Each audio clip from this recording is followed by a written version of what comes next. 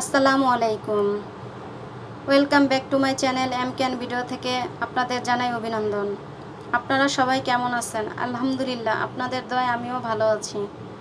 আজকে আপনাদের সাথে শেয়ার করব মিষ্টি কুমড়া ভুনা। মিষ্টি কুমড়াগুলো আমি হলুদ মরিচের গুঁড়ো দিয়ে মেখে রেখেছি। এখন ওগুলো ভাজবো। দেখেন প্যান বসাই দিছে, এটা গরম হয়ে গেছে। এখন আমি তেল দিয়ে দিচ্ছি পরিমাণ মতো মিষ্টি কুমড়াগুলো ভাজার জন্য।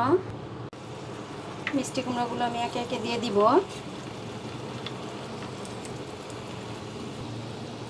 দেখেন মিষ্টি কুমড়াগুলো দেওয়া হয়ে গেছে, ভাজা হয়ে গেলে আপনাদের দেখাচ্ছি। খুবই অন্যরকম একটা রান্না। এভাবে আগে কেউ রান্না করেছেন কিনা আমি জানি না, দেখতে থাকুন। মিষ্টি কুমড়াগুলো ভাজা হয়ে গেছে, পিসগুলো দেখেন তুলে নিয়েছি আমি পিসগুলো। এবার আমি রান্নায় চলে যাব। আমি বসিয়ে দিলাম। এখন আমি সামান্য পরিমাণ পানি দিয়ে দিচ্ছি মশলা কষানোর জন্য। আমার রান্নার ধরনটাই অন্যরকম। আগে আমি তেল দিব না, পানির মধ্যে আমি মশলাটা কষায় নিব। সামান্য পরিমাণ ধনিয়ার গুঁড়ো, সামান্য পরিমাণ জিরের গুঁড়ো, হলুদের গুঁড়ো দিয়ে দিলাম, সামান্য পরিমাণ মরিচের গুঁড়ো, হাফ চামচ রসুন পেস্ট, আদা পেস্ট, লবণ দিয়ে দিচ্ছি, লাগলে পরে আবার দিয়ে দিব। দুইটা ছোট তেজপাতা দিয়ে দিলাম। এবার এগুলো আমি নেড়ে নিব।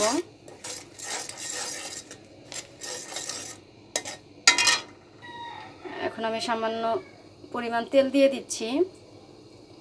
মিষ্টি কুমড়া ভাজার পরে যে তেল অবশিষ্ট ছিল সেটা দিয়ে দিলাম। এইভাবে রান্না করলে তেলের পরিমাণটা কম লাগে, কারণ এটা আমি পানির মধ্যে কষাইতেছি, পরে সেন তেলটা ব্যবহার করি, এর জন্য তেলের পরিমাণটা কম লাগে। খেতে খুবই মজা হয়।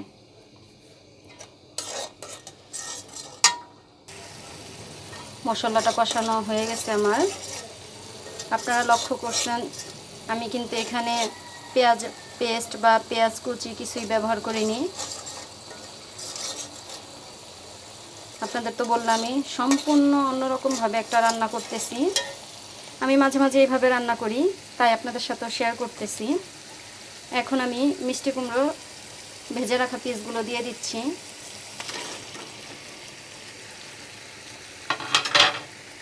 এবার মশলার মধ্যে আমি একটু কষিয়ে নেব।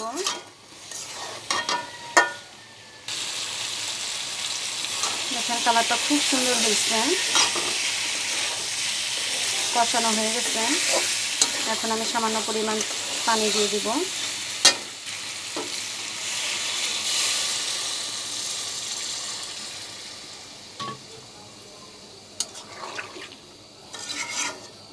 মিষ্টি কুমড়া সিদ্ধ হতে বেশি সময় লাগে না, অল্প পরিমাণ পানি দিয়ে দিলাম। দেখেন এখন এর মধ্যে আমি পেঁয়াজ ব্রেস্তা দিয়ে দিব। আমি আগে ভেজে রেখেছিলাম, পেঁয়াজ ব্রেস্তাটা দিয়ে দিচ্ছি।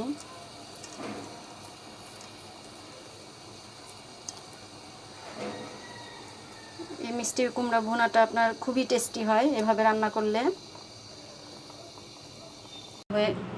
তরকারিটা আমার হয়ে গেছে, দেখেন কালারটাও খুব সুন্দর হয়েছে, সব কিছু পারফেক্ট। এখন আমি জিরের গুঁড়ো দিয়ে এটা নামিয়ে ফেলবো। হালকা একটু জিরের গুঁড়ো দিয়ে দিলাম। এটা খেতে অনেক মজা গরম ভাতের সাথে, একবার হলেও ট্রাই করবেন। খুবই অন্যরকম একটা রান্না। তাহলে তৈরি হয়ে গেল আমার মিষ্টি কুমড়া ভুনা। ভিডিওটি ভালো লাগলে অবশ্যই লাইক কমেন্ট শেয়ার করবেন এবং সাবস্ক্রাইব করে সঙ্গে থাকবেন। আল্লাহ হাফিজ। আসসালামু আলাইকুম।